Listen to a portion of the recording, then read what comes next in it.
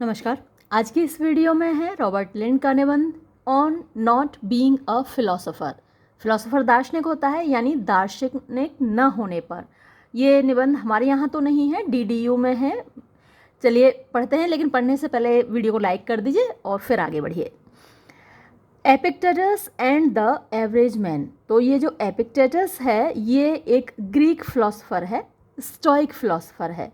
Stoics जो होते थे यूनान में, उनकी फिलॉसफी ये थी कि अगर आपको खुशी मिले तो दुखी मत होना, अगर आपको मतलब खुशी मिले तो खुश मत होना और दुख मिले तो दुखी मत होना, यानी सभी परिस्थितियों में जीवन में एक समान रहना, इनडिफरेंट रहना परिस्थितियों के प्रति।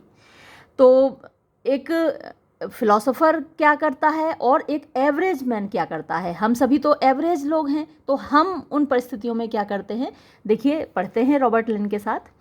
Have you read Epictetus lately? Lately माने हाल ही में। क्या हाल ही में आपने एपिक्टेटस पढ़ा है?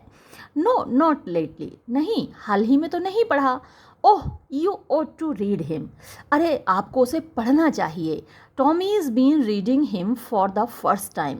टॉमी उसको पहली बार पढ़ रहा है एंड इज़ फियरफुली एक्साइटेड, और बहुत ज़्यादा एक्साइटेड है उसको लेकर। फियरफुली आप कह सकते हैं एक्सट्रीमली, बहुत ज़्यादा एक्साइटेड है।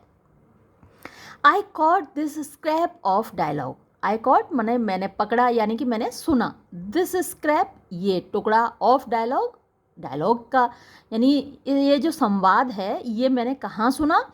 From the next table in the lounge of a hotel, यानी मेरे अगली वाली टेबल पर एक होटल के लाउंज में लोग बैठे हुए थे, मैं भी वहीं बैठा हुआ था, तो ये बातचीत मुझे सुनाई पड़ी। लाइक टॉमी, टॉमी की ही तरह आई टू, मैं भी फेल्ट फियरफुली एक्साइटेड, मैं भी बहुत ज़्यादा उत्साहित हुआ। For I had never really red Epictetus, क्योंकि मैंने वास्तव में कभी भी एपिक्टेटस को नहीं पढ़ा था। दो I had often looked at him, हालांकि मैंने अक्सर उसको देखा था, यानी उसकी किताब को देखा था, ऑन द शेल्फ, यानी किताबों की अलमारी में। परहैप्स शायद, इवन कोटेड हिम, मैंने कभी कभी उसको कोट भी किया है, यानी उसके बातों को दोहराया है, कोट किया है। एंड आई वंडर्ड, और मैंने सोचा, if here at last was the book of wisdom, कि क्या यही अंततः वो किताब है विजडम की, बुद्धिमानी की, that I had been looking for, that जिसके लिए I had been looking for मैं तलाश कर रहा था, एट इंटरवल्स माने बार बार, ever since I was at school, तब से, जब से कि मैं स्कूल में था तब से मैं इसको तलाश कर रहा था। तो पहले पैराग्राफ में आपने देखा कि जो ऑथर है उसने होटल में बैठा हुआ है और दो लोगों के बीच की बातचीत सुनी, जिसमें वो कह रहे हैं कि भाई आपने एपिक्टेटस को पढ़ा है, इसको टॉमी पढ़ रहा है और बहुत एक्साइटेड है। तो उसको बातचीत को सुनकर इसको भी ख्याल आया, यानी रॉबर्ट लिंड को भी ख्याल आया कि भाई एपिक्टेटस तो मुझे भी पढ़ना है।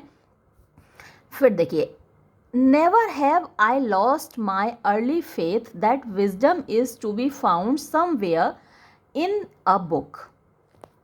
नेवर कभी नहीं, हैव आई लॉस्ट मैंने खोया, माई अर्ली फेथ मेरा शुरुआत का ये विश्वास, that wisdom is to be found के बुद्धिमानी पाई जाती है, समवेयर कहीं ना कहीं, इन अ बुक एक किताब में, टू बी पिक्ड अप जिसको उठा लिया जाए, as early as a shell from the sand, as easily यानी जितनी आसानी से, जितना कि शेल जो पड़े रहते हैं सैंड यानी बालू में, रेत में, समुद्र के किनारे जब आप रेत में देखते हैं तो वहाँ बहुत सारे शेल पड़े होते हैं और आपने आसानी से उसको उठा लेते हैं। तो यही उसको लगता है ऑथर को कि जितनी आसानी से ये उठा लिया जाता है वैसे ही विजडम मिल जाती है कहीं ना कहीं किताब में। I desire wisdom as eagerly as Solomon. I desire मैं चाहता हूँ, मैं प्राप्त करना चाहता हूँ, हासिल करना चाहता हूँ, विजडम बुद्धिमानी, as eagerly as Solomon. Solomon एक राजा हुआ है, बाइबल में उसका जिक्र है, जो अपनी बुद्धिमानी के लिए जाना जाता है। तो जैसे सोलोमन विजडम हासिल करने के लिए हमेशा उत्सुक रहता था, वैसे ही मैं भी चाहता हूँ। बट लेकिन इट मस्ट बी, ये जो बुद्धिमानी है होनी चाहिए कैसी?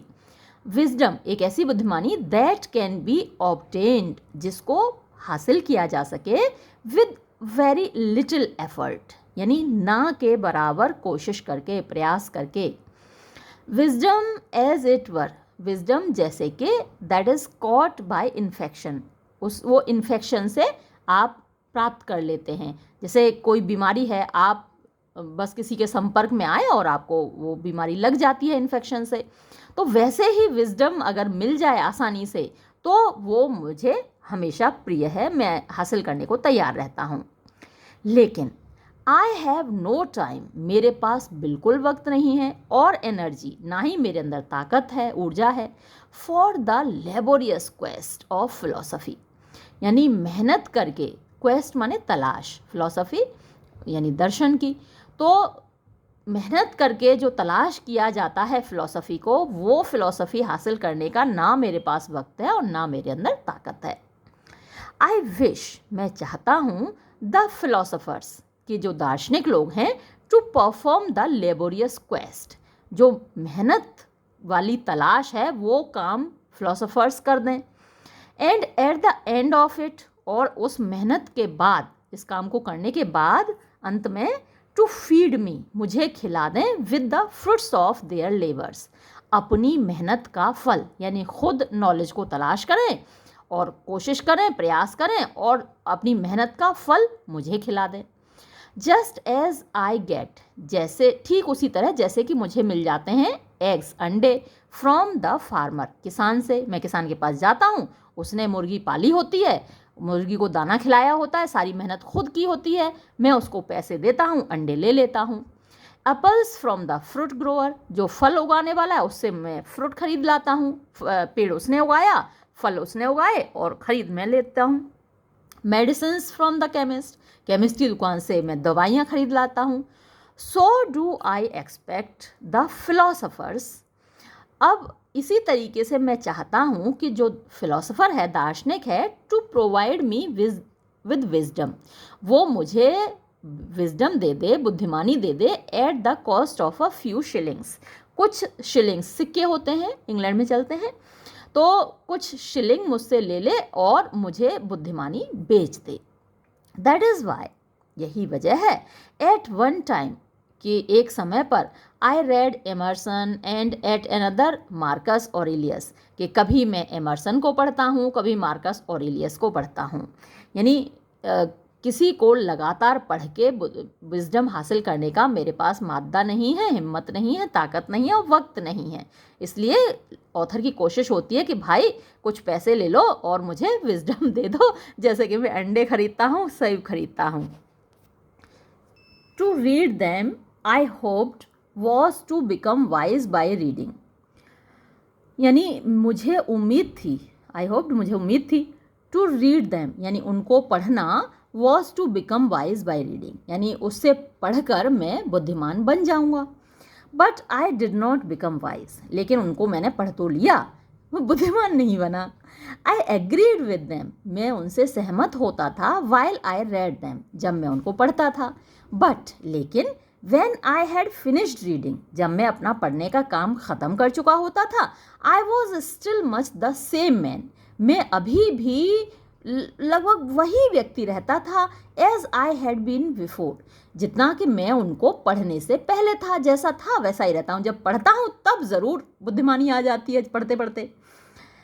Incapable of concentrating on the things on which they said I should concentrate, or of being indifferent to the things to which they said I should be indifferent। मतलब क्या हुआ? Incapable, मैं असमर्थ होता था, of concentrating यानी अपना ध्यान केंद्रित करने में, on the things उन चीज़ों पर, on which they said जिनके बारे में वो कहते हैं, यानी जो फिलोसफर्स हैं वो कहते हैं I should concentrate कि मुझे अपना ध्यान लगाना चाहिए, और या फिर ऑफ बीइंग इनडिफरेंट, मैं उदासीन होने में असमर्थ होता था, टू द थिंग्स उन चीज़ों के प्रति, टू विच दे सेड जिनके बारे में वो कहते थे आई शुड बी इनडिफरेंट कि मुझे उदासीन होना चाहिए। क्लियर हुआ आपको? यानी जब किताब पढ़ रहा हूँ तब तो सारी बातें अच्छी लगती हैं फिलोसोफर्स की, कि भैया इन चीज़ों पर अपना ध्यान लगाओ, भगवान में ध्यान लगाओ, अच्छे कामों में ध्यान लगाओ, परोपकार में ध्यान लगाओ, सत्य, अहिंसा, इन सब जो अच्छी अच्छी चीज़ें हैं उनमें ध्यान लगाओ, और उन चीज़ों के प्रति इनडिफरेंट रहो, जैसे धन दौलत, अपना भला, कोठी बंगला, गाड़ी, दौलत, पैसा, बैंक बैलेंस, इनके प्रति इनडिफरेंट रहो। यानी ये चीज़ें सच्ची चीज़ें नहीं है, ये तुम्हारे साथ नहीं जाएंगी, ऐसा ही तो कहा जाता है फिलॉसफी में। रिलीजियस सरमन्स जो होते हैं, धार्मिक उपदेशों में, इन सब में यही कहा जाता है कि भैया ये धन दौलत किसी की सगी नहीं है, इसको बटोरने में मत रहो, भगवान का ध्यान करो, लोगों का भला करो, अच्छा जीवन जियो। तो जब मैं पढ़ रहा होता हूँ किताब तब तो सब बातें अच्छी लगती हैं, लेकिन बाद में, पढ़ने के बाद ऐसा नहीं होता, मैं वैसा नहीं कर पाता, और ये हम सबके साथ होता है, हम सब ऐसा ही करते हैं। Even so I have never lost faith in books, believing that somewhere one exists from which one can absorb philosophy and strength of character while sitting smoking in an armchair.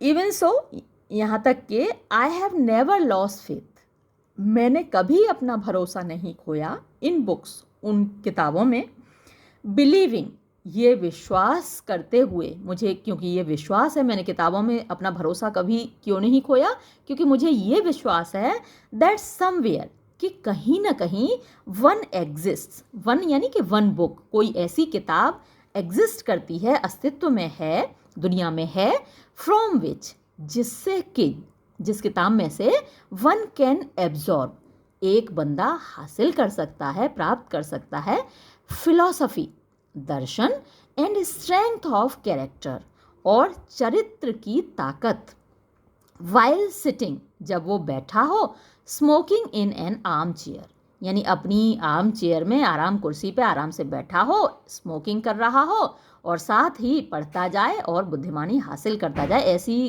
किताब कहीं ना कहीं तो कोई ना कोई होगी, ये मेरा विश्वास है, इसलिए मेरा विश्वास किताबों से कभी कम नहीं हुआ।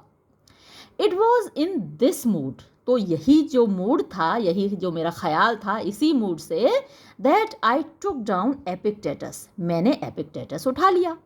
After hearing the conversation in the hotel lounge, जब मैंने ये कन्वर्सेशन सुना था, बातचीत सुनी थी होटल के लाउंज में, उसको सुनकर घर आकर मैंने एपिक्टेटस उठा लिया पढ़ने के लिए। आई रेड हिम, मैंने उसको पढ़ा, एपिक्टेटस को, आई कन्फेस, मैं स्वीकार करता हूँ, विद कंसिडरेबल एक्साइटमेंट, कंसिडरेबल माने अच्छी खासी, एक्साइटमेंट के साथ, उत्साह के साथ, उत्तेजना के साथ। ही is the kind of philosopher I like, वो उसी प्रकार का दार्शनिक है जो मुझे पसंद है। नॉट ट्रीटिंग लाइफ, वो लाइफ को ट्रीट नहीं करता, नहीं मानता, एज इफ, जैसे कि एट इट्स फाइनेस्ट, यानी अपनी सबसे अच्छे रूप में, इट वर एन आर्ग्यूमेंट, ये एक ऐसा आर्ग्यूमेंट है, ऐसा कंसेप्ट है, ऐसा कथन है, कंडक्टेड इन जार्गन, जिसको कि जार्गन में कंडक्ट किया गया। जार्गन होती है जिब्रिश लैंग्वेज जो समझ में नहीं आती, यानी जितने भी फिलोसोफर्स हैं वो इस तरीके से बातें करते हैं कि लाइफ एक ऐसी चीज़ है जिसको जार्गन में कंडक्ट किया गया है, एक ऐसा मतलब डायलॉग है, आर्ग्यूमेंट है, कथन है कि जार्गन क्या है, किसी की समझ में नहीं आता। तो ज़्यादातर फिलोसोफर्स यही दिखाते हैं कि लाइफ बड़ी जटिल चीज़ है, बड़ी कॉम्प्लिकेटेड चीज़ है जो किसी की समझ में नहीं आती। तो और फिलोसोफर्स की बातें हमारी समझ में नहीं आती, लेकिन एपिक्टेटस ऐसा नहीं है, बल्कि वो क्या करता है, बट डिस्कसिंग, वो डिस्कस करता है एमंग अदर थिंग्स, दूसरी चीज़ों के बीच, how man should behave in the affairs of ordinary life, कि जो साधारण जीवन के अफेयर्स हैं, मामले हैं, उनमें इंसान को, मनुष्य को कैसे व्यवहार करना चाहिए, वो ये बताता है। बहुत ज़्यादा जटिल बातें नहीं करता वो, तो इसलिए ऑथर को वो पसंद है। Also I agreed with nearly everything he said, और इसके अलावा वो जितनी भी चीज़ें कहता था एपिक्टेटस, उससे मैं सहमत था, लगभग सारी चीज़ों से सहमत था। Indifference to pain, death, poverty, indifference माने जब आप नेग्लेक्ट करते हैं चीज़ों को, नेग्लिजेंस, तो अनदेखी करना पेन की, दर्द की, डेथ मौत की, और पॉवर्टी गरीबी की। यस, हाँ, दैट इज़ एमिनेंटली डिज़ायरेबल, ये तो मुख्य रूप से डिज़ायरेबल चीज़ है, यानी हम लोगों को ऐसा करना ही चाहिए। जब जीवन में हमको दुख दर्द मिला है, गरीबी मिली है, मौत ऐसी चीज़ है जो सबको मिलती है, तो हमें इन चीज़ों की फिक्र नहीं करनी चाहिए, इनसे डरना नहीं चाहिए। Not to be troubled about, यानी परेशान न होना, एनीथिंग, किसी ऐसी चीज़ के बारे में, over which one has no control, जिसके ऊपर हमारा कोई वश नहीं चलता, हमारा कोई नियंत्रण ही नहीं है। Whether the operation of tyrants और the peril of earthquakes on the necessity of this Epictetus and I are at one. और क्या चीज़ें हैं जिनके ऊपर हमारा वश नहीं है? वेदर, चाहे वो हो, द ऑपरेशन माने अत्याचार, ऑफ टायरेंट्स, तानाशाहों का, जो तानाशाह लोग होते हैं वो अत्याचार करते ही हैं, जैसे हिटलर ने किया ज्यूज़ के ऊपर, तो इस पर किसी का वश नहीं चलता, आप क्या कर सकते? कुछ नहीं कर सकते ऐसे तानाशाह के खिलाफ। और द पेरिल, पेरिल माने खतरा, ऑफ अर्थक्वेक्स, भूकंप का, तो भूकंप जब आता है तो उस पर आपका कोई वश नहीं चलता, तो भूकंप का खतरा, अब इसके बारे में चिंता ही क्या करना, कल हमारा भूकंप आ जाए, मकान गिर जाए, हम क्या कर सकते हैं उसमें, तो इनके बारे में फिक्र करनी ही नहीं चाहिए। On the necessity of this, इसकी आवश्यकता पर, Epictetus and I are at one, Epictetus और मेरा एक जैसा मत है, एक जैसा हमारी ओपिनियन है, मैं भी मानता हूँ और ये बात एपिक्टेटस भी मानता है।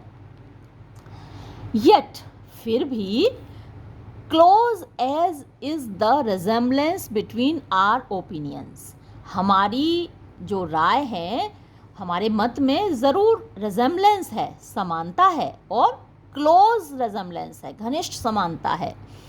I could not help feeling, मैं यहाँ पे हेल्प का मतलब मदद करना नहीं है, यहाँ हेल्प का मतलब कुछ किए बिना न रह पाना, तो I could not help feeling मतलब मैं महसूस किए बिना नहीं रह सका, एज आई रेड, जब मैंने पढ़ा, दैट एपिक्टेटस वॉज वाइज, कि एपिक्टेटस बुद्धिमान था, इन होल्डिंग हिज ओपिनियंस, अपनी राय कायम करने में, अपनी राय रखने में, एंड दैट आई, और कि मैं, दो होल्डिंग द सेम ओपिनियंस, हालांकि मेरी भी वही राय थी, वॉज फार फ्रॉम वाइज, मैं बुद्धिमान होने से कहीं दूर था, यानी एपिक्टेटस तो वही राय रखकर बुद्धिमान था और मैं बुद्धिमानी से कोसों दूर था। फॉर, क्योंकि, इंडीड, वास्तव में, दो I had the same opinions, हालांकि मेरी वही राय थी, फॉर पर्पजेज ऑफ थियरी, सैद्धांतिक रूप से, सिद्धांत के उद्देश्य से तो मेरी वही राय थी जो एपिक्टेटस की थी। I could not entertain them, मैं उस राय को बनाए नहीं रख सका, फॉर अ मोमेंट, एक पल के लिए भी, फॉर पर्पजेज ऑफ कंडक्ट, यानी प्रैक्टिकल तौर पर, व्यावहारिक तौर पर, व्यवहार में मैं उस राय को बनाए नहीं रख सका। ये हम सबके साथ होता है ना, जब आफत आन पड़ती है, हम सब चिंता में ही रहते हैं, कभी मान लीजिए किसी का बच्चा बीमार होता है तो कितनी चिंता लगती है, जबकि हमारा कोई वश नहीं होता है ना, जो होना है वो होना है, जो करेगा डॉक्टर करेगा, दवाई डॉक्टर देगा, लेकिन हम चिंता में मरे ही जाते हैं, पागल हो जाते हैं। तो कंडक्ट की जहाँ तक बात है, हम फिलोसोफर्स के जैसे नहीं हो पाते, क्योंकि हम एवरेज मैन है, ये शुरू में टाइटल में ही बोल दिया है ऑथर ने, Epictetus and the average man. आगे देखिए, death, pain and poverty are to me very real evils, यानी ये सारी चीज़ें मेरे लिए बहुत वास्तविक बुराइयां हैं, एक्सेप्ट, सिवाय तब के, when I am in an arm chair reading a book by a philosopher, जब मैं मज़े से अपनी आर्म चेयर में पड़ा होता हूँ और एक फ़िलोसोफ़र की किताब पढ़ रहा होता हूँ। जब नहीं पढ़ रहा होता हूँ तो ये बड़ी वास्तविक चीज़ें होती हैं भैया, गरीबी किसी को अच्छी नहीं लगती, दर्द में हम सभी रोते हैं, डेथ का डर हम सबको लगता है, बस फिलोसोफर की किताब मज़े से जब लेट के पढ़ रहे हैं आर्म चेयर में, तब ये चीज़ें हमें मतलब बॉदर नहीं करती। लेकिन इफ़ एन अर्थक्वेक हैपेंड, लेकिन अगर भैया अर्थक्वेक आ गया, भूकंप आ गया, when while I was reading a book of philosophy, जब मैं फिलोसफी की एक किताब पढ़ रहा हूँ, मान लो उसी वक्त भूकंप आ गया. I should forget the book of philosophy, तो भैया मैं तो फिलोसफी की किताब को बिल्कुल भूल जाऊंगा, एक साइड में पटकूंगा उसके, and think only of the earthquake, और बस अर्थक्वेक मेरे दिमाग में होगा, उसी के बारे में सोचूंगा. And how to avoid tumbling walls and chimneys, और जो दीवारें ढह रही हैं, चिमनीज लुढ़क रही हैं, उनसे कैसे बचूं, बस यही सोचूंगा. फिलोसफी गई तेल लेने. 10, ये 10 की वजह 10 होना चाहिए यहाँ पर. 10, दो आई एम द स्टोनचेस्ट, यहाँ पे यू गायब था तो मैंने लिख दिया है पेन से. I am the staunchest possible admirer of Socrates, Pliny, and people of that sort. Sound though I am as an armchair philosopher, at a crisis I find that both the spirit and the flesh are weak. ये भी हम सब के बारे में सच है. तो देखिए 10 इस प्रकार, दो हालांकि I am मैं हूँ, the staunchest यानी सबसे ज़्यादा मजबूत, possible संभव, एडमिरर मीन्स प्रशंसक, ऑफ सोक्रेटिस का, प्लिनी का, ये भी एक ऑथर है और फिलोसोफर है, and people of that sort, और इसी प्रकार के दूसरे लोगों का मैं प्रशंसक हूँ. साउंड दो आई एम, साउंड माने मजबूत होता है, स्वस्थ होता है, दो हालांकि आई एम मैं हूँ, as an armchair philosopher यानी अपनी आराम कुर्सी में बैठे हुए दार्शनिक के तौर पर मैं खूब मजबूत हूँ, खूब ताकतवर हूँ. एट अ क्राइसिस, लेकिन जहाँ आई मुसीबत, आई फाइंड, तब मुझे पता चलता है दैट कि बोथ दोनों ही चीज़ें, द स्पिरिट मेरी जो आत्मा है, एंड द फ्लैश और मेरी जो बॉडी है, आर वीक दोनों ही कमज़ोर हैं, है ना. क्राइसिस में पता चलता है दोनों चीज़ें कमज़ोर हैं मेरी. Even in the small things of life, जीवन की छोटी से छोटी चीज़ों में भी I can not comfort my self. यहाँ फिर से मिस्टेक है, मैंने ये प्रिंट आउट निकलवाया लेकिन कहीं रही हैं ये सारी मिस्टेक्स, तो ये कम्फर्ट लिख दिया, कम्फर्ट होगा. I can not comfort my self like a philosopher of the school of Epictetus, यानी छोटी से छोटी चीज़ जो ज़िंदगी की हैं उनमें भी I can not comfort my self, मैं अपने आप को राहत नहीं दे सकता, दिलासा नहीं दे सकता, लाइक अ फिलोसोफर एक दार्शनिक की तरह, of the school of Epictetus यानी एपिक्टेटस के जो फॉलोअर्स हैं, जो उनकी विचारधारा है, उसकी तरह मैं अपने आप को दिलासा नहीं दे सकता भैया. 10 इस प्रकार, व्हेन ही एडवाइजेज अस, जब वो हमको सलाह देता है, how to eat acceptably to the gods, कि हम कैसे खाना खाएं, भोजन करें, यानी जो गॉड्स हैं, देवता हैं, उनकी मर्जी के अनुसार, एक्सेप्टेबली यानी जो उनको एक्सेप्ट हो, उनको स्वीकार्य हो, तो भगवान को स्वीकार्य होने वाले तरीके से हम भोजन करें, ये सलाह जब हमको देता है. एंड बिड्स अस, और हमको कहता है, हमको आज्ञा देता है, टू दिस एंड इसी उद्देश्य से, टू बी पेशेंट कि हम धैर्य रखें, even under the most atrocious service at our meals, यानी जो हमारे मील्स माने भोजन है, even under the most atrocious, atrocious होती है बुरी, अत्याचार से भरी हुई, ख़राब से ख़राब सर्विस, सेवा, तो हमको जो भोजन परोसा जा रहा है उसकी ख़राब से ख़राब सेवा हमें मिले, उस वक्त भी हम धैर्य रखें. He commends a spiritual attitude of which my nature is incapable. तब भैया वो कमेंट कर रहा है, वो सिफारिश कर रहा है एक ऐसे स्पिरिचुअल माने आत्मिक, आध्यात्मिक एटीट्यूड, व्यवहार की, ऑफ विच जिसके लिए माय नेचर मेरी प्रकृति इज़ इनकेपेबल यानी समर्थ नहीं है, हम में से ज़्यादातर की नहीं है. खुद बनाना पड़ता है तब तो कैसा भी खा लेते हैं लोग, है ना, लेकिन जब दूसरा कोई बना के दे रहा होता है तो भाई उसमें नमक भी कम लगेगा, मिर्च भी कम लगेगी. आप सोच रहे होंगे मैडम अपने एक्सपीरियंस से बता रही हैं, सच्ची मैं अपने एक्सपीरियंस से ही बता रही हूँ कि जब कोई दूसरा बना के देता है ना खाना, तो उसमें सब चीज़ कम होती है, जब खुद बनाओ तो फिर सब अच्छा लगता है. तो ये बात कह रहा है एपिक्टेटस कि भाई मेरी नेचर इसमें इनकेपेबल है कि जब आपको बुरा खाना मिल रहा हो, बुरी तरीके से परोसा जा रहा हो, तब भी आप पेशेंट रहें। पेशेंट का मतलब यहाँ मरीज नहीं है, यहाँ पेशेंट का मतलब है धैर्यवान, धीरज रखने वाला। तो ये भैया मेरे बस का रोग नहीं है। When you have asked for warm water, जब आपने गर्म पानी मांगा हो, he says, वो कहता है, and the slave does not heed you, और आपका गुलाम आपकी बात पर ध्यान नहीं देता। और if he does heed you, और अगर वो आपकी बात सुन भी लेता है, but brings tepid water, तो आपके लिए वार्म वाटर न लाकर ल्यूक वार्म वाटर लाता है। टेपिड का मतलब जो ल्यूक वार्म है, मतलब एकदम ठंडा तो नहीं है, लेकिन जैसा आपने मांगा था वैसा नहीं है, उतना गर्म नहीं है। और if he is not even to be found in the house, और मान लीजिए अगर वो घर में है भी नहीं, यानी गुलाम को तो घर में हर वक्त आपके लिए तैयार रहना चाहिए, मान लीजिए कि वो घर में है भी नहीं, then to refrain from anger, उस वक्त रिफ्रेन फ्रॉम माने अवॉइड करना, बचना, उस वक्त गुस्से से बचना, एंड नॉट टू एक्सप्लोड, और ना फट पड़ना। गुस्से से आप फट पड़ेंगे भाई, कोई पानी देने वाला भी नहीं है घर में, तो उस वक्त गुस्सा न करना, गुस्से से ना फट पड़ना। Is not this acceptable to the gods, क्या ये देवताओं को स्वीकार्य नहीं है? Do you not remember over whom you rule, क्या आप याद नहीं रखेंगे कि आप किसके ऊपर राज कर रहे हैं? दैट दे आर किन्समैन, कि वो आपके किन्समैन हैं, रिश्तेदार हैं।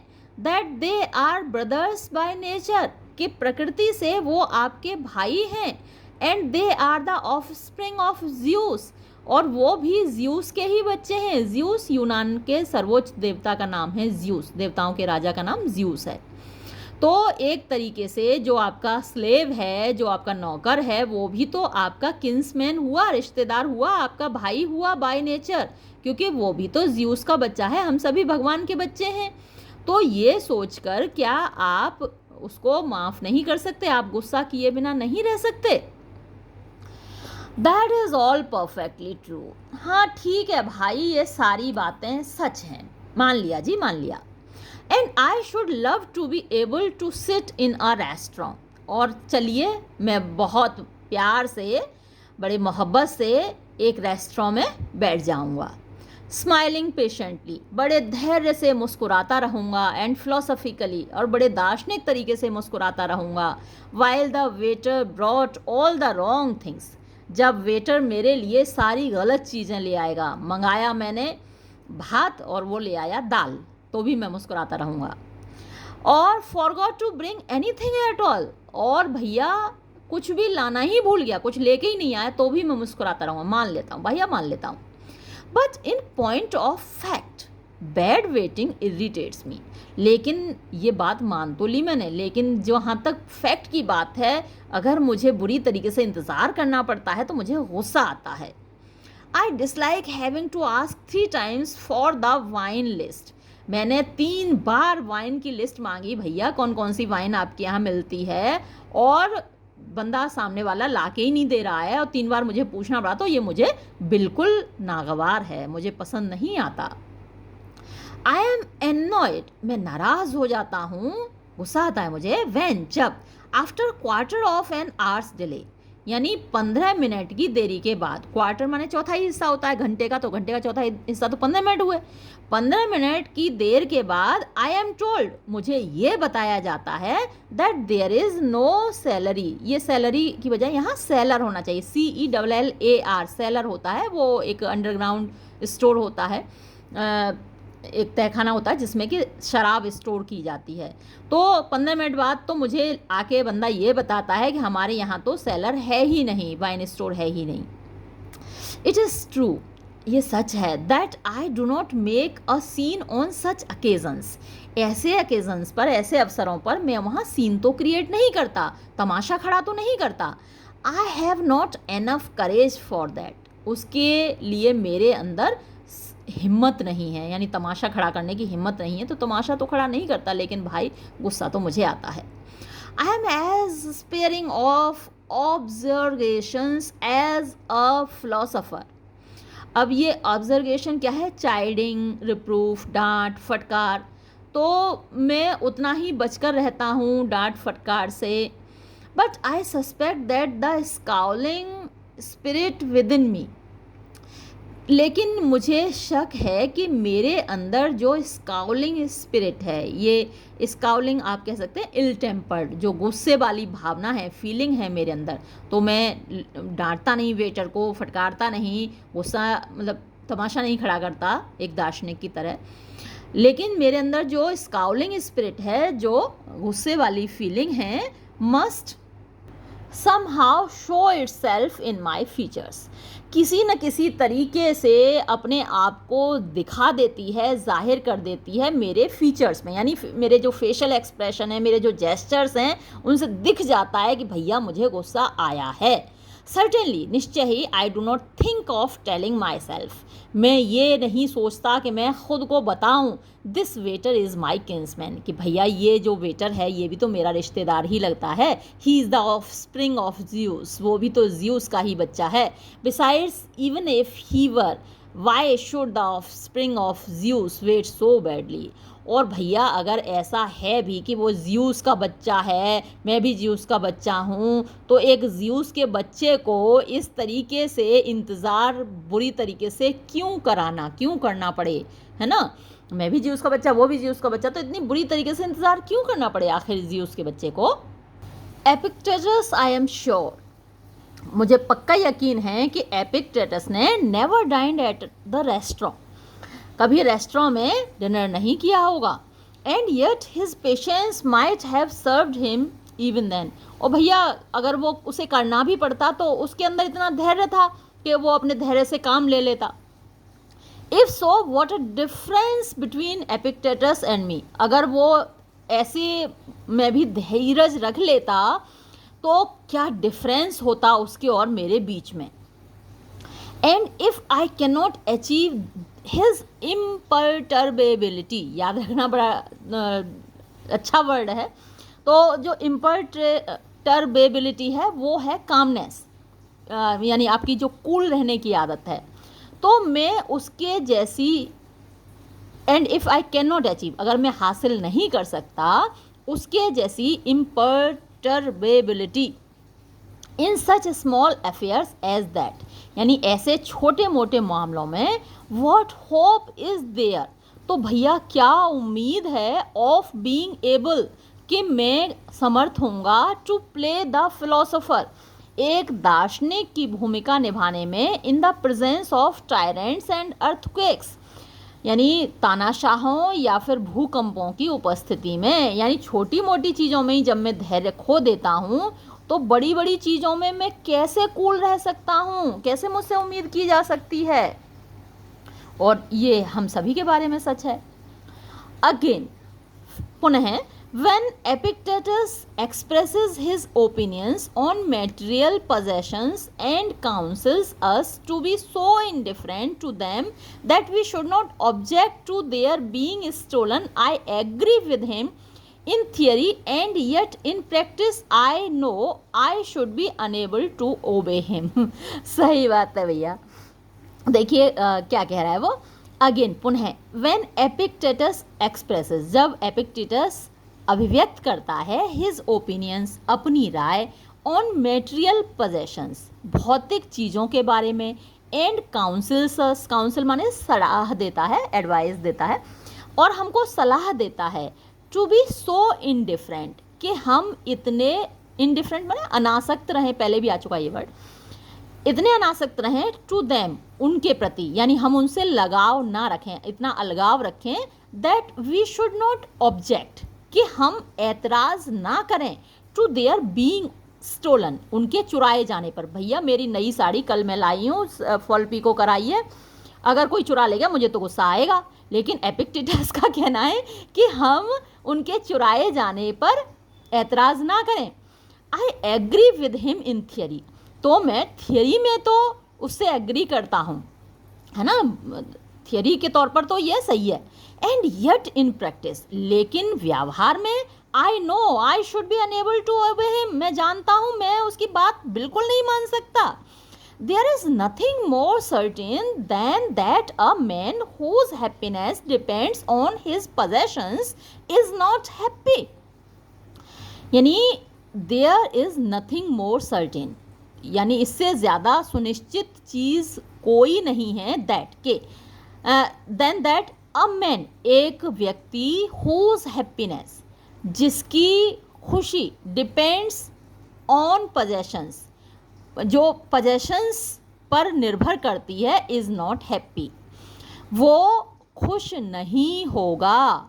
आई am sure a wise man can be happy on a pittance, यानी भैया जिसकी खुशी जो सांसारिक चीज़ें हैं उन पर डिपेंड करती है, possessions पर डिपेंड करती है, वो तो खुश नहीं रह सकता. लेकिन मुझे पक्का यकीन है, I am sure a wise man, एक बुद्धिमान व्यक्ति, कैन बी हैप्पी, खुश रह सकता है, ऑन अ पिटेंस, यानी छोटी सी चीज़ों पर. पिटेंस आप कहते हैं a small amount of money, छोटी सी मात्रा पैसे की.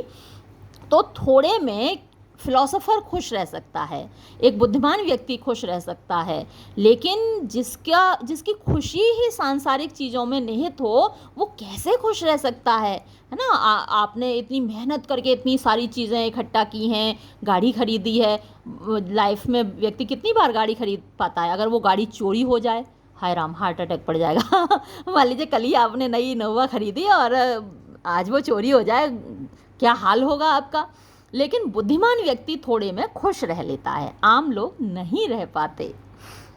अब देखिए बड़ा मज़ेदार है, वैसे इससे आपको काफ़ी कुछ सीखने को मिलेगा.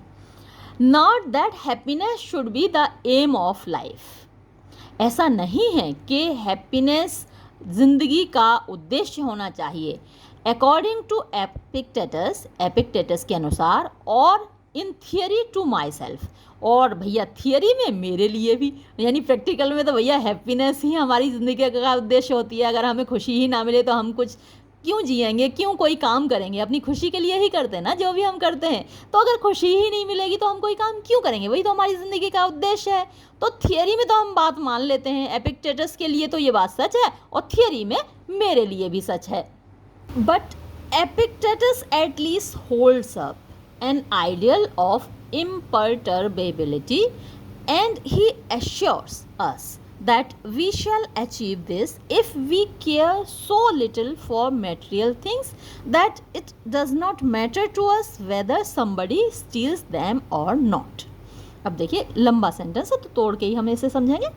बट एपिक्टेटस एट लीस्ट, लेकिन एपिक्टेटस कम से कम होल्ड्स अप, यानी बनाए रखता है, इन आइडियल, एक आदर्श, ऑफ इम्पर्टर्बेबिलिटी. तो इसका मीनिंग पहले ही बता चुकी हूँ मैं, कामनेस यानी कूलनेस. तो मतलब हमें अपना दिमाग शांत रखना चाहिए, धैर्य रखना चाहिए, ये आइडिया वो मेंटेन करता है.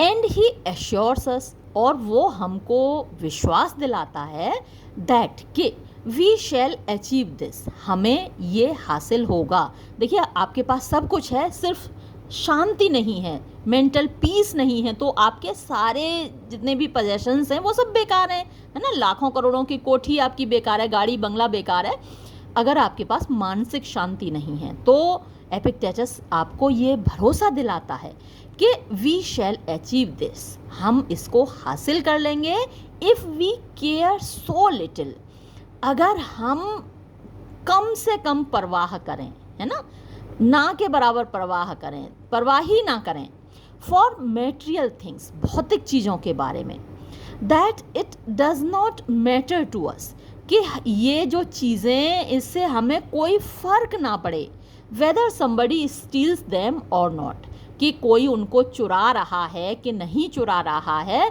चुराए जाने से ना चुराए जाने से हमें अगर कोई फ़र्क ना पड़े.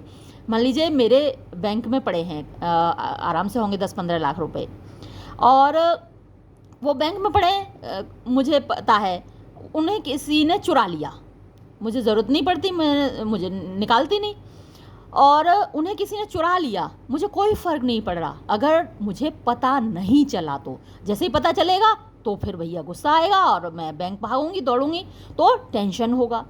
तो अब वो कह रहा है कि उन रुपयों से हमें इतना कम लगाव हो उन चीज़ों से कि उनके चुराए जाने और ना चुराए जाने से हमें कोई फ़र्क ही ना पड़े, तो हम मानसिक शांति को हासिल कर सकते हैं। यानी हमें अनासक्ति की भावना हमारे अंदर होनी चाहिए, है ना। जैसे कमल रहता है ना कीचड़ में, पानी में, तो पानी में रहता ज़रूर है लेकिन पानी उसको छूता नहीं है। वैसे ही हमें दुनिया के पोजेशंस के साथ रहना चाहिए। आगे देखिए, स्टॉप एडमायरिंग योर क्लोथ्स। अपने कपड़ों को एडमायर करना शुरू कर दो, बंद कर दो। स्टॉप, बंद कर दो एडमायरिंग योर क्लोथ्स। अपने कपड़ों को एडमायर करना, उनसे प्यार करना, उनकी तारीफ करना बंद कर दो। ही बिड्स अस, वो हमसे कहता है। कौन कहता है? Epictetus. And you are not angry, और फिर आप नाराज नहीं होगे, at the man who steals them, उस बंदे पर जो उनको चुरा ले जाएगा, है ना। आपने कल एक नई शर्ट खरीदी और आज एक बंदा उसको चुरा ले गया, तो अगर उस शर्ट से आप प्यार नहीं करेंगे तो उसकी चोरी होने पर आपको गुस्सा नहीं आएगा, आप उस बंदे से नाराज नहीं होंगे। एंड ही गोज ऑन परसुएसिवली, और वो आगे अपनी बात जारी रखता है। परसुएसिवली का मतलब होता है हमें यकीन दिलाने के तरीके से। वो आगे हमको एश्योर करता है कि भैया ही डज नॉट नो, जिस बंदे ने, ही यहाँ किसके लिए आया? चोर के लिए। वो चोर नहीं जानता, he does not know where in the true good of man consist, कि एक इंसान की सच्ची भलाई किस चीज़ में निहित है ना। कंसिस्ट माने निहित होना। तो एक बंदे की सच्ची भलाई किस चीज़ में निहित है उस चोर को नहीं मालूम, बल्कि फैंसीज, वो ये कल्पना कर ले रहा है दैट इट कंसिस्ट, कि ये निहित है इन हैविंग फाइन क्लॉथ्स, अच्छे कपड़े हासिल करने में। द वेरी सेम फैंसी, वही कल्पना दैट यू ऑल्सो एंटरटेन, जो आपके भी अंदर है। तभी तो आप अच्छी वाली शर्ट खरीद के लाए, है ना। 200 रुपये की शर्ट में काम चल सकता था, लेकिन आप 2000 वाली शर्ट खरीद के लाए। क्या शानदार चमक थी, पीटर इंग्लैंड की शर्ट थी और क्या चमक रही थी, और आप उसे लेकर आए और आपको लगा, आपने ये कल्पना की, आपने फैंसी की कि ये शर्ट में ही गुडनेस है, अच्छाई है। और यही बात उस चोर के अंदर भी थी। Shall he not come then and carry them off, तो जो कल्पना आपकी थी, फैंसी आपकी थी, वही फैंसी उसकी थी, तो क्या वो नहीं आएगा? क्योंकि उसके अंदर वही फैंसी है। शैल ही नॉट कम, क्या वो नहीं आएगा then and carry them off, तुम और आपके उन कपड़ों को नहीं लेके जाएगा? क्योंकि वो भी मान के चलता है कि अच्छाई उन अच्छे कपड़ों को हासिल करने में ही है। अब देखिए वो क्या कहता है, yes logically I suppose he should, and yet I cannot feel so at the moment at which I find that a guest at a party has taken my new hat and left his old one in its place. Yes, हाँ बात तो सही है, Epictetus की सारी बात सही है भैया, मान लिया। Logically I suppose he should, हाँ तार्किक रूप से मैंने मान लिया कि उसे ऐसा करना चाहिए, यानी चोर आए और मेरी चीज़ चुरा ले जाए, क्योंकि उसकी भी वही फैंसी है, मान लिया भैया। एंड येट, फिर भी I can not feel so, मैं ऐसा महसूस नहीं कर पाता। भाई एपिक्टेटस आपकी बात सही है, मान ली, लेकिन मैं ऐसा नहीं महसूस कर पाता एट द मोमेंट, उस पल, एट विच, जिस पल के, आई फाइंड, मुझे पता चलता है, that a guest at a party, कि पार्टी में एक मेहमान आया था, उसने क्या किया, has taken my new hat, मेरा नया हैट उठा ले गया, and left his old one in its place, उसकी जगह अपना पुराना हैट छोड़ गया। It gives me know comfort, मुझे बिल्कुल भी राहत नहीं मिलती, टू से टू माई सेल्फ, अपने आप से ये कहकर, ही डज नॉट नो, कि उस बंदे को नहीं पता, where in the true good of life consist, कि जीवन की सच्ची अच्छाई कहाँ निहित है। ये कह के मुझे बिल्कुल राहत नहीं मिलती। But fancies that it consist in having my head, उस बंदे को पता ही नहीं था कि उस जीवन की जो अच्छाई है वो मेरा हैट लेने में नहीं निहित है। उसका बंदे ने कल्पना कर ली, बट फैंसीज, बल्कि उसने कल्पना कर ली दैट इट कंसिस्ट, कि ये निहित है इन हैविंग माई हैट, मेरा टोप चुरा लेने में। तो मैं ऐसा कह के अपने आप को समझाता हूँ, लेकिन भैया मेरे दिल को बिल्कुल सुकून नहीं मिलता ये समझा के। सही में किसी को सुकून नहीं मिलता जब नई चीज़ कोई चोरी हो जाती है, तो ऐसे ही लगता है भैया इतनी मेहनत से कमाए पैसे थे, उनसे ख़रीदी थी और देखो जी चोरी हो गई। चलो आगे बढ़ते हैं। इसमें कई वो हो रहा है, प्रिंट निकलवाया ना तो वो ब्लर हो गया है। वैसे मैंने कोशिश की है कई जगह पेन से लिख दिया है, लेकिन फिर भी आपको लग रहा होगा। Nor should I dream of attempting to console a guest at a party in my own house with such philosophy in similar circumstances. और ना ही भैया मैं कोशिश करूँगा, nor should I dream, ना ही मैं सपना देखूँगा, of attempting, कोशिश करने की, to console, राहत दिलाने की, दिलासा दिलाने की, अ गेस्ट, एक मेहमान को, एट अ पार्टी, एक पार्टी में, इन माई ओन हाउस, जो कि पार्टी मेरे ही घर में हो रही हो, विद सच फिलोसफी, ऐसे दार्शन से, इन सिमिलर सर्कमस्टांसेस, ऐसी ही परिस्थितियों में। तो मेरे घर कोई मेहमान आया, उसका हैट चोरी हो गया, और तो मैं उसको भैया ऐसे राहत दिलाने की कोशिश नहीं करूँगा कि भैया उस चोर को नहीं पता था कि लाइफ की अच्छाई किस चीज़ में है। It is very irritating to lose a new hat, बहुत गुस्सा आता है जब किसी का नया हैट खो जाता है।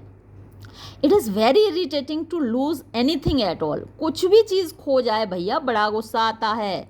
If one things it has been taken on purpose, और जब हम ये मान के चलते हैं, हमें पता चलता है, हम ये सोचते हैं कि ये जानबूझ कर ली है किसी ने, भाई गलती से किसी ने बदल लिया तो एक बार को चलो हम मान लेते हैं, हम अपने को दिलासा दे लेते हैं कि चलो गलती से चली गई। लेकिन जब हमको ये पता चला जानबूझ के बंदे ने चोरी की थी, तो फिर बहुत गुस्सा आता है।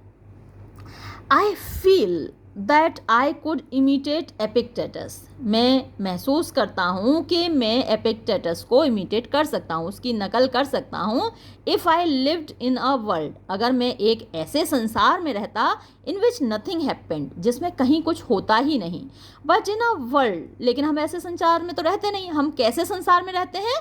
But in a world in which things disappear, लेकिन एक ऐसा संसार जहाँ चीज़ें गायब हो जाती हैं through loss, theft and pinching, यानी घाटे से खो जाती हैं, चोरी हो जाती हैं। तो ऐसी दुनिया में, in which bad meals are served by bad waiters, जहाँ बुरे वेटर के द्वारा बुरा भोजन सर्व किया जाता हो आपको। In not very good restaurants, जहाँ पर रेस्टोरेंट भी अच्छे नहीं हैं, ख़राब रेस्टोरेंट, ख़राब भोजन, ख़राब waiter, and 1000 other disagreeable things happen, और जहाँ हज़ारों ऐसी ही डिसएग्रीएबल, ना पसंद आने वाली चीज़ें होती हों, an ordinary man might as well set out to climb the Himalayas. तो ऐसी परिस्थितियों में भैया एक साधारण आदमी तो हिमालय पे चलता चला जाएगा, चढ़ जाएगा, इन वॉकिंग शूज़, अपने टहलने वाले जूते पहनकर हिमालय पे चढ़ जाएगा, as attempt to live the life of a philosopher at all hours, कि भैया कुल मिला के अपनी सारी ज़िंदगी दार्शनिक के तौर पर जियो, और यहाँ तो ये दुनिया तो मोह माया है, चलो यहाँ से हिमालय पे चलते हैं, वहीं तपस्या करेंगे। तो रॉबर्ट लिंड को भी हिमालय के बारे में पता है कि लोग हिमालय पे तपस्या करने जाते हैं जब परेशान हो जाते हैं दुनिया से। इन स्पाइट ऑफ दिस, इसके बावजूद, हाउएवर, लेकिन मोस्ट ऑफ अस, हमें से ज़्यादातर, कैन नॉट हेल्प बिलीविंग, फिर से हेल्प उसी तरीके से आया, सहायता करने के सेंस में नहीं है, ये विश्वास किए बिना नहीं रह पाते दैट कि द फिलोसोफर्स वर राइट, दार्शनिक सही थे, राइट वो सही थे, व्हेन जब दे प्रोक्लेम्ड, वो ये दावा करते थे, एमिड ऑल देयर डिफरेंसेस, अपने सारे मतभेदों के बावजूद उनके बीच में, that most of the things, कि ज़्यादातर चीज़ें, वी बॉदर अबाउट, जिनके बारे में हम बॉदर करते हैं, जिनको हम दिमाग में रखते हैं, जिनकी टेंशन लेते हैं, are not worth bothering about, वो इस लायक हैं ही नहीं कि हम उनकी परवाह करें। It is easier to believe that oneself is a fool, ये आसान है विश्वास करना कि भैया हम खुद बेवकूफ़ हैं, than that Socrates was a fool, बजाय ये विश्वास करने के कि सोक्रेटिस मूर्ख था। एंड येट, और फिर भी, if he was not right, अगर वो सही नहीं था, he must have been the greatest fool who ever lived, वो सबसे बड़ा मूर्ख रहा होगा जो कभी जीवित रहा, जो इस दुनिया में जिया। द ट्रूथ इज़, सच तो ये है, नियरली एवरीबडी, कि लगभग हर कोई इज़ एग्रीड, सहमत है, दैट सच मैन, कि ऐसे लोग, एज सोक्रेटिस, यानी सोक्रेटिस जैसे लोग, एंड एपिक्टेटस, और एपिक्टेटस जैसे लोग, वर राइट, सही थे, in their indifference to external things, बाहरी चीज़ों के प्रति अपने इनडिफरेंस में, अनासक्ति में की जो बात कहते हैं वो सही थी। Even man earning £10,000 a year, यानी 10,000 पाउंड हर साल कमाने वाले लोग भी, एंड वर्किंग फॉर मोर, और उससे भी ज़्यादा के लिए काम करने वाले लोग भी, एडमिट दिस, इस बात को स्वीकार करते हैं। यट, फिर भी, इवन वाइल एडमिटिंग इट, इस बात को स्वीकार करने के बावजूद, मोस्ट ऑफ अस, हम में से ज़्यादातर, वुड बी अलार्म्ड, आश्चर्यचकित होंगे, if one of our dearest friends, अगर हमारे सबसे अच्छे मित्रों में से कोई एक, बिगिन, शुरू कर दे, to put the philosophy of Epictetus into practice literally, Epictetus की फिलोसफी को लिटरली प्रैक्टिस करने में, यानी व्यवहार में लाना शुरू कर दे, यानी हमारे जो दोस्त हैं उनमें से कोई एक ऐसा व्यवहार करना शुरू कर दे कि उसे सांसारिक चीज़ों से कोई लगाव ही नहीं है, तो हमें ज़्यादा आश्चर्य होगा। What we regard as wisdom in Epictetus, जिस चीज़ को हम एपिक्टेटस में विजडम मानते हैं, we should look as insanity in an acquaintance, वही चीज़ हमें अपने परिचित व्यक्ति में इंसेनिटी लगेगी, पागलपन लगेगा। अगर वैसा व्यवहार कोई हमारा परिचित करने लगे तो हम कहेंगे कि यार पागल हो गया है ये तो। और या फिर परहैप्स, शायद, नॉट इन एन एक्वेंटेंस, अगर परिचित नहीं, but at least in a near relation, हमारा कोई करीबी हो, अपने घर का बंदा हो, रिश्तेदार हो, वो ऐसा व्यवहार करना शुरू कर दे, क्योंकि हम हर वक्त उसको देखेंगे, परिचित को तो हर वक्त देखते नहीं, घर के बंदे को, रिश्तेदार को, उसको हर वक्त देखते हैं, वो ऐसा बिहेव करने लगे तो हम कहेंगे कि वो पागल हो गया है। आई एम श्योर, मुझे पक्का यकीन है, दैट कि इफ़ आई बिकेम, मैं हो जाऊँ, एज इनडिफरेंट, इतना अनासक्त, टू मनी एंड कम्फर्ट, पैसे के प्रति और आराम के प्रति, एंड ऑल एक्सटर्नल थिंग्स, और सारी बाहरी चीज़ों के प्रति, एज एपिक्टेटस, जैसा कि एपिक्टेटस था, एंड रीजन लाइक हिम, और उसी की तरह तर्क भी देने लगूँ, विद अ हैप्पी स्माइल, और भाई अच्छी मुस्कान के साथ, over the loss of a watch, अगर मेरी घड़ी खो जाए और मैं मुस्कुराने लगूँ, और अ फेयरली एक्सपेंसिव ओवरकोट, या फिर मेरा अच्छा खासा महंगा ओवरकोट खो जाए और मैं मुस्कुराने लगूँ, my relations would become more perturbed, तो मेरे रिश्तेदार ज़्यादा परेशान हो जाएंगे, देन, बजाय इसके, if I became a successful company promoter, कि मैं एक सफल कंपनी प्रमोटर बन जाऊं, with the most materialistic philosophy conceivable, सबसे ज़्यादा जो भौतिक फिलॉसफी है, जो कि कंसीवेबल यानी जिसके बारे में सोचा जा सकता है, तो मैं बहुत मनी माइंडेड हो जाऊं, तो मेरे रिश्तेदार इतने परेशान नहीं होंगे जितना कि वो इस बात पर परेशान होंगे कि मैंने अपनी सारी चीज़ों से लगाव छोड़ दिया है, उनके प्रति मैं अनासक्त हो गया हूँ। थिंक, सोचिए, फॉर एग्जाम्पल, उदाहरण के लिए, of the reasoning of Epictetus, Epictetus के इस तर्क को, ओवर द थीफ, जो उस चोर के बारे में है, who stole his iron lamp, जो उसकी आयरन की लैम्प को चुरा ले गया था, तो उस चोर के बारे में एपिक्टेटस क्या तर्क देता है, उस तर्क को जरा देखिए और इसके बारे में सोचिए। He bought a lamp for a very high price, उसने लैम्प को खरीदा, किसने खरीदा? चोर ने, बहुत ऊंची कीमत पर, और वो कीमत क्या थी देखिए, फॉर अ लैम्प, सिर्फ एक लैम्प की खातिर, ही बिकेम अ थीफ, वो एक चोर बन गया, फॉर अ लैम्प, एक लैम्प की खातिर, ही बिकेम फेथलेस, वो विद्रोही गद्दार बन गया, फेथ विश्वास होता है, और फेथलेस जो विश्वास का खून कर दे, तो गद्दार बन गया एक लैंप के लिए, फॉर अ लैंप, एक लैंप के लिए ही बिकेम बीस्टियल, वो जानवर बन गया। This is what seemed to him to be profitable, तो ये चीज़ उसको ज़्यादा फायदेमंद लगी, यानी लैंप को चुराना उसको ज़्यादा फायदे का सौदा लगा। The reasoning is sound, yet neither individually nor as a society do we live in that contempt of property on which it is based. The reasoning, ये तर्क, is sound, बिल्कुल सही है, yet फिर भी neither, ना तो individually, व्यक्तिगत तौर पर, nor, ना ही as a society, एक समाज के तौर पर, do we live, हम रहते हैं in that contempt of property. property संपत्ति के contempt माने उसकी मतलब नफ़रत के तौर पर, तो हमें प्रॉपर्टी से नफ़रत हो ऐसे न तो हम व्यक्ति के तौर पर रहते हैं ना समाज के तौर पर, on which it is based, जिस पर कि ये तर्क आधारित है। ना तो किसी व्यक्ति को प्रॉपर्टी से नफ़रत होती है, ना किसी समाज को प्रॉपर्टी से नफ़रत होती है, और ऊपर वाला जो तर्क है वो इस बात पर आधारित है, जो कि पॉसिबल नहीं है। अ फ्यू सेंट्स डू, भैया कुछ संत लोग ज़रूर ऐसे होते हैं जिनको प्रॉपर्टी से नफ़रत होती है, बट लेकिन even they are at first a matter of great concern to their friends.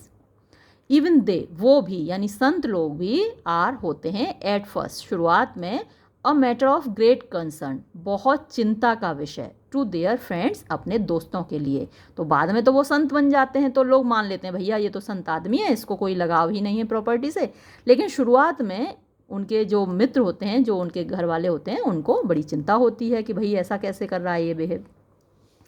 When the world is at peace, जब संसार में शांति है, मैं छोड़ आऊँगी, रुक जाओ, सॉरी बीच में थोड़ा डिस्टर्बेंस हो गया। When the world is at peace, जब के संसार शांति में है, we hold the paradoxical belief, paradoxical belief होता है जिसमें विरोधाभास होता है, तो हमारे अंदर ये विरोधाभासी विश्वास है that the philosophers were wise man, कि जितने भी दार्शनिक थे वो बुद्धिमान लोग थे, but that we should be fools to imitate them, लेकिन अगर हम उनको इमिटेट करते हैं, उनकी नकल करते हैं, तो हम बेवकूफ़ हैं। तो ये पैराडॉक्सिकल बिलीफ हुआ।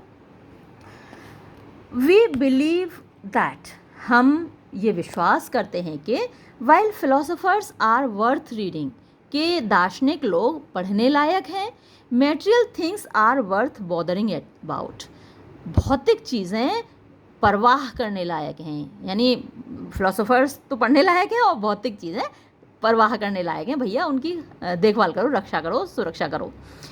It is as though we enjoyed wisdom as a spectacle, इसको देखकर तो ऐसा लगता है कि हम बुद्धिमानी को एक स्पेक्टेकल के तौर पर, एक दृश्य के तौर पर तो एन्जॉय करते हैं।